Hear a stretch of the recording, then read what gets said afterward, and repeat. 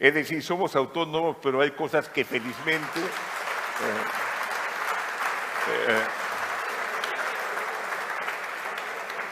la mayor parte de los países de la región han controlado la inflación. Y realmente se puede. Lo han hecho todos sus vecinos prácticamente. Todos. Uruguay, Paraguay, Chile, Brasil. O sea, se puede hacer. Y creo que lo van a lograr ustedes. Muchas gracias. Gracias. Hola Julio, buenas tardes, ¿cómo estás? Bien. Se hemos charlado bastante con Julio en estos días. Yo trabajaba en una empresa americana hace muchos años, que cada vez que teníamos que explicar a Argentina, el dueño empezaba diciendo "This is a very special country", porque todo lo que venía después era absolutamente inexplicable. Y esto es lo que nos pasa a los argentinos. Y hoy tenemos el privilegio de tener con nosotros a Julio Velarde, que como mencionamos recién, es presidente del Banco Central de la República de Perú desde el 2006, 17 años, en los que pasaron en ese periodo 8 presidentes de la nación. Y esto es independencia del Banco Central, esto es procesos políticos que se independizan de los procesos económicos. Entonces, bueno, primero, gracias Julio por estar acá. Y segundo, la primera pregunta es, ¿cómo Perú logra la independencia del Banco Central? ¿Cómo fue este proceso que termina en este éxito de tantos años de independencia de los procesos políticos que hubo en Perú en los últimos años? Bueno, primero, gracias por la invitación. Realmente la autonomía legal constitucional se dio el 7-9, pero sin restricciones al Banco Central. Entonces, en los 80 hemos tenido hiperinflación con Banco Central Autónomo. Recién se pusieron después restricciones a lo que puede ser el Banco Central. O yo puedo ser removido si presto plata al gobierno directamente. Puedo ser removido si compro bonos, que se compran por razones monetarias, no para financiar al gobierno, más allá de un porcentaje de la base monetaria, 5%. El caso de Chile ni siquiera pueden comprar bonos del gobierno y también están prohibidos de financiar al gobierno. No puedo establecer tipo de cambio diferenciado. Establezco un tipo de cambio diferenciado y puedo ser removido por el Congreso. Se considera falta grave, va contra la Carta Orgánica. No puedo poner coeficientes para que presten los bancos a un sector particular. O no puedo obligar a los bancos a comprar bonos del Tesoro. También causa remoción.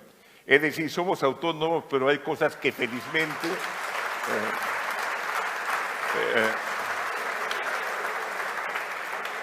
hay cosas que no podemos hacer. Ahora, los bancos de la región, que creo que han sido exitosos, tienen también restricciones parecidas. Tal vez no las mismas, pero parecidas, ¿no? Perú, en los últimos 20 años, ha estado por debajo del 5% de inflación anual durante 20 años. Entonces, acá una primera pregunta abierta para Julio es, ¿cómo logra un país latinoamericano con los mismos procesos políticos complejos que tenemos nosotros, estabilizar la inflación en un nivel tan bajo? Bueno, primero, no es 5, estamos bajo de 3. 2,9 ha sido el promedio en este siglo. Creo que parte es, hemos sido un país muy dolarizado. Entonces, la meta de inflación que hemos fijado nosotros es 2 más menos 1. Porque competimos con el dólar. Chile tiene una meta de 3%, Colombia 3%, Brasil incluso encima. Entonces, fijar una meta de 2% nos obliga a tener una tasa más baja de inflación, ¿no? Y felizmente lo hemos conseguido, somos el país de la región que tiene, como moneda propia, que tiene inflación más baja, inclusive más baja que la que tiene Ecuador en este siglo, ¿no? Y ha dolarizado Ecuador.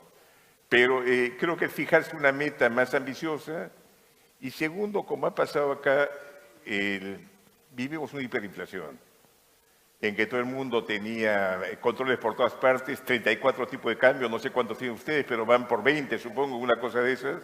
No sé, y llega un momento realmente en que se notaba que tenía que arreglar ese problema de una forma u otra, ¿no? Porque creo que acá volvemos al tema del equilibrio fiscal. De nuevo, yo cito datos de la economía de Perú porque son sumamente llamativos. En los últimos 23 años, Perú tuvo 15 años de superávit fiscal. Tuvo algunos periodos cortos de déficit fiscal. Y esa es otra pregunta también, ¿no?, que apela más probablemente al Poder Ejecutivo que al Banco Central, que es cómo se administra un Estado, cómo se cambia la cultura política para que los administradores del Estado administren teniendo como pauta el equilibrio fiscal. Mira, creo que la hiperinflación hizo tanto daño. El ingreso per cápita del 6-7 recuperó en 2003, 36 años sin crecer. Y eso es por la hiperinflación. Ustedes tienen, creo que 10, 12 años sin crecer ahora, básicamente, ¿no? Eso creo que marca la presión social para que el gobierno sea prudente. Y efectivamente hemos tenido que los ministros de Hacienda, a pesar que han cambiado muchas veces bastante, han mantenido como objetivo cierta disciplina fiscal, ¿no?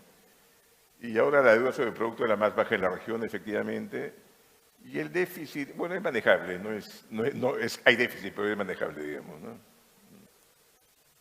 Vamos a hablar un poquito de la pandemia. En la pandemia tuvieron ustedes una situación particular de déficit, de tasa de interés, y ahí tuvieron que demostrar las bondades del sistema que tienen en un contexto tan especial como fue pandemia. ¿Nos querés contar, Julio, algo de eso? Con todo gusto. Comienzo por la parte monetaria. Bajamos la interés hasta 0.25, que ha sido la más baja de emergentes, pero eso después de muchos años de lograr credibilidad. Realmente en la región, recién los bancos centrales han sido agresivos en tasa de interés en 2009, y algunos, no todos.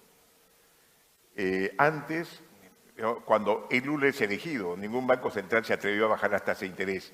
Y Lula fue el último evento regional, digamos, la primera elección de Lula, que afectó a todos los mercados. Después ha habido muy pocos. Bajamos a 0 y después le hemos subido. O sea, nos hemos independizado. Chile bajó también a 0.5 y varios países lo hicieron. Y la parte fiscal, llevamos un déficit de 8,9. Felizmente en 2 años ya baja 1,6. Se aplicaron programas agresivos de transferencia, no tan exitosos, dicho sea de paso, pero se aplicaron programas de transferencias y créditos a los bancos, pues no subsidiados. Se hizo una subasta. O sea, el Banco Central le dio a la tasa, era 0.5, lo que le dimos, nuestra tasa era 0.25, no era subsidio allí. Y los bancos aplicaban de acuerdo a quién cobraba menos a los clientes. Entonces, el promedio del crédito que han dado a 4 años a las empresas salió 2%. Poniendo parte de la plata a los bancos, pero la mayor parte de la plata la puso el Banco Central. Y fue exitoso, creo, para ayudar a que muchas empresas sobrevivan. Uno no es consciente, pero el confinamiento, uno no sabía cuántos meses iba a durar. Uno no sabía si duraba un mes o duraba 5 o 6 meses. Y un confinamiento de 6 meses es matar el tejido empresarial. Uno no tenía una idea clara al comienzo de qué podía pasar, ¿no? Mucho de lo que Argentina necesita ya está inventado. Todas estas reglas económicas, de tasas de referencia, de cómo el central puede o no asistir al tesoro, todo esto está inventado en las economías sanas. Nos queda algo bastante complejo, que es aplicarlas. Por eso creo que el cambio de Argentina esta vez tiene que ser que empecemos a aplicar reglas concretas, creíbles y duras, y que terminemos con estos márgenes en donde, bueno, un mes emito, otro mes emite un plan, el otro recupero, el otro absorbo. Otro tema que quería conversar contigo, Julio, es el tema del tipo de cambio. El tipo de cambio del sol peruano está estable casi como un siglo, ¿no? Es decir, han logrado una estabilidad o desde principio de siglo. Sí, sí. Pero con variaciones. Es tipo de cambio flotante. Intervenimos, pero tratamos de intervenir no tanto. Realmente está ahora en 3.8, ha llegado a 2.50, ha llegado a 4.20, es flotante. Pero sí se ha depreciado poco, digamos, en el siglo, ¿no? Estamos hablando de un siglo, estamos hablando de... Perdón, este siglo. Del siglo, principio de este 23 siglo años, no 100 años. No. Estamos hablando de variaciones desde el principio del siglo hasta ahora, del sol peruano, digamos. Y ese tipo de cambio que ustedes manejan es un tipo de cambio único para cualquier tipo de transacción. ¿Cómo funciona eso? Único, y eso sí, el 90 que estabilizó, pasó de 34 cambios a 1. Y no uno financiero, uno comercial, sino uno. $1 es $1 es $1. No se puede diferenciar realmente. Y lo que sucede cuando se establece tipo de cambio diferentes, o se gastan muchos recursos para decir que a uno le corresponde el dólar más barato, o hay arbitraje, si uno tiene varios tipos de cambio, ¿no? Claro. Creo que no es buena, bueno, no me parece una política recomendable, y por eso casi ningún país, la mayor parte de los países, digamos, tiene un tipo de cambio único, ¿no? Le hemos pedido a Julio que como doctor y como siendo Argentina un paciente de riesgo, digamos, en temas macroeconómicos, que nos ayude. Y el tema de tipo de cambio único pareciera ser otra opción que parece muy difícil de pensar en otra cosa hacia adelante. Estos arbitrajes a lo que se refiere Julio es lo que pasa todos los días en la Argentina con los múltiples tipos de cambio.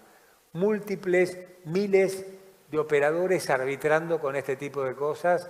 Todo eso no genera valor, todo eso no genera productividad y todo eso no genera crecimiento. El tema del crédito, Argentina tiene un nivel de crédito que está aproximadamente, el crédito se mide en un porcentaje del total de crédito sobre PBI. Argentina está en 8%, quiere decir que es un nivel muy bajo, contra más de 50 que tiene Perú en este momento, Chile tiene 90, Estados Unidos tiene más de 100. El promedio de la región da 50, 60. Entonces me gustaría, si bien creo que es obvio para todos, que nos cuentes también, Julio, cuál es tu visión del crédito, del efecto dinamizador que tiene en la economía. Y una pregunta más que te incorporo, que es, ¿cuál es el nivel de tasas reguladas que maneja el Banco Central para el otorgamiento de créditos en la economía? Comienzo por la segunda pregunta. No, las tasas son libres. Lo que hay desde 2021 es el Congreso nos obligó a fijar una tasa máxima para crédito de consumo. Y esa tasa la hemos puesto en doble del promedio, está en 100% ahora, que realmente excluye los créditos muy bajos. El típico crédito de los bancos no está excluido. Está incluido en instituciones financieras muy pequeñas que van al sector rural o al sector informal completamente. O sea, crédito de $500, $1.000, digamos, para... A eso sí los está excluyendo en gran medida. Y es una medida torpe, tonta, pero bueno, es popular en muchos países, ¿no? La tienen varios países de la región, varios países desarrollados inclusive, ¿no? Argentina hoy tiene un nivel de reservas negativas, no se conoce exactamente la cuantía, la magnitud de las reservas, pero hay consenso de los economistas que Argentina está con reservas negativas. El dato que tengo de Perú es de aproximadamente 70.000 millones de dólares de reservas, un poco más. Sí, un poquito más, pero sí. ¿Cuál es la importancia que tienen las reservas en lo que es la solvencia de un país, la capacidad de enfrentar crisis? ¿Cómo un banquero de Banco Central gestiona un volumen de reservas y lo compara con otros países para solidificar el desarrollo de largo plazo? Voy a responder rápidamente.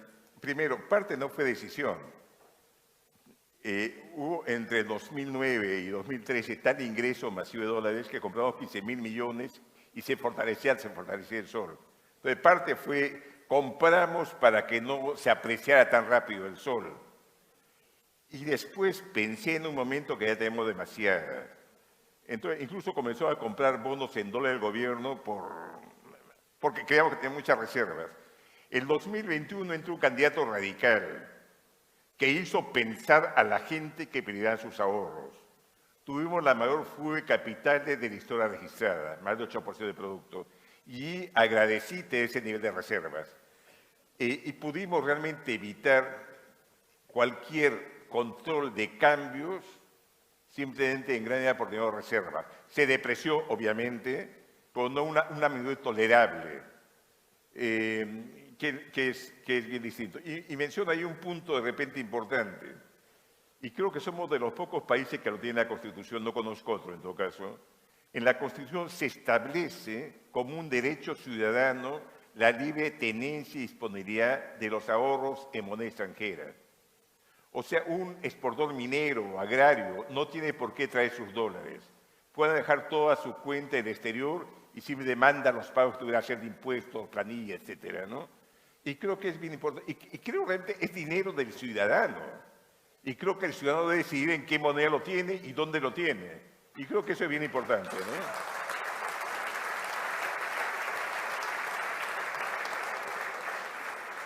Yo creo que acá hay dos temas importantes que vos dijiste. El primero es las reservas utilizadas no solamente es para una situación de volatilidad macroeconómica mundial, una guerra, por ejemplo, también utilizada para una catástrofe, pero también utilizada para un cambio político de tal magnitud que implicó una fuga de capitales sin tener que implementar controles. Estamos hablando de esto en un país en donde los controles hoy son de todo tipo, en donde es muy difícil entender la cantidad de controles que tenemos para poder mover dinero. Entonces, cómo Perú, a partir de esta acumulación de reservas, resolvió muchos temas, incluido el tema político, en donde puede ser que los vaivenes políticos generen más o menos desconfianzas en el mundo económico. Correcto. Por último, además de agradecerte, creo que nosotros nos llevamos algunos mensajes muy importantes tuyos, porque este coloquio se llama Volvámonos a ilusionar, y para ilusionarnos necesitamos no solamente emocionarnos, sino cosas concretas.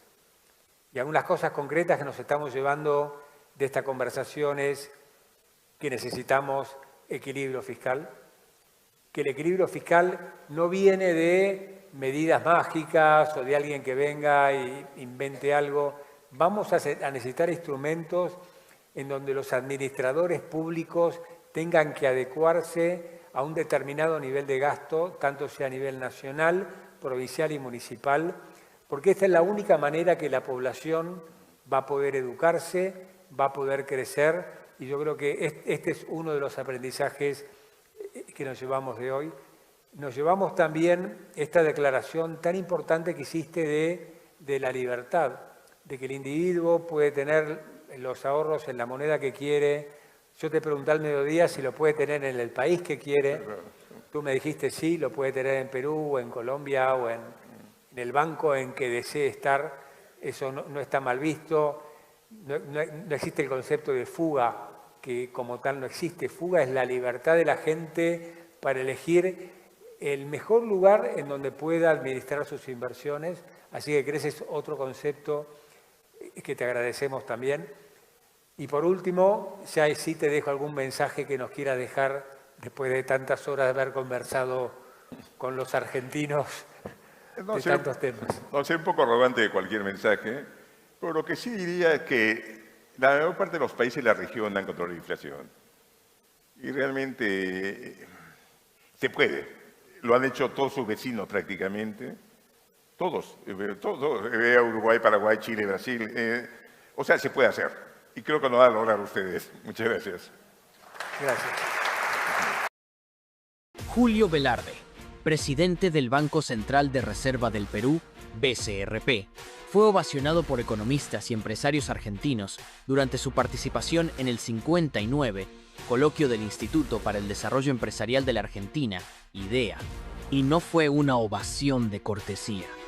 Fue una demostración sincera de admiración hacia una figura que ha sabido conducir una economía emergente por aguas turbulentas sin perder el timón.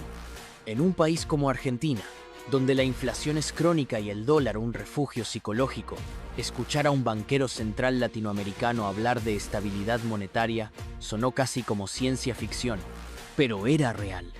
Velarde no llegó a vender humo, llegó con resultados, con cifras, con credibilidad, y uno de los pilares que destacó en su ponencia fue el poder de las reservas internacionales del Perú, que superan los 74.000 millones de dólares a la fecha. Esta cifra, impresionante para un país de su tamaño, ha sido una red de seguridad clave para proteger la economía peruana de las tormentas externas e internas. Con estas reservas, el BCRP tiene margen de maniobra para intervenir en el mercado cambiario cuando el tipo de cambio se vuelve demasiado volátil. Y eso ha sido crucial no solo ante shocks externos como la pandemia o la guerra en Ucrania, sino también en momentos de alto estrés político interno como los cambios de presidentes, crisis institucionales o enfrentamientos entre poderes del Estado donde en otras economías el tipo de cambio se dispara con la misma velocidad que cae la confianza. En el caso peruano, el dólar ha mostrado una sorprendente estabilidad. ¿Por qué? Porque los mercados saben que el Banco Central tiene con qué defender la moneda. Y más importante aún, que tiene la voluntad técnica e independencia institucional para hacerlo. Velarde explicó que, incluso en los momentos más críticos, el BCRP ha mantenido una política monetaria seria, transparente y predecible, sin dejarse arrastrar por presiones populistas.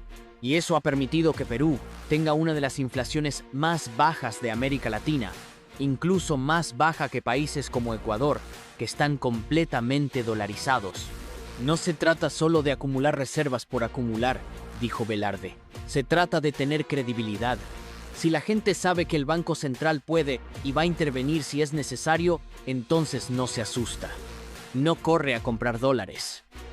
No se rompe la cadena de confianza.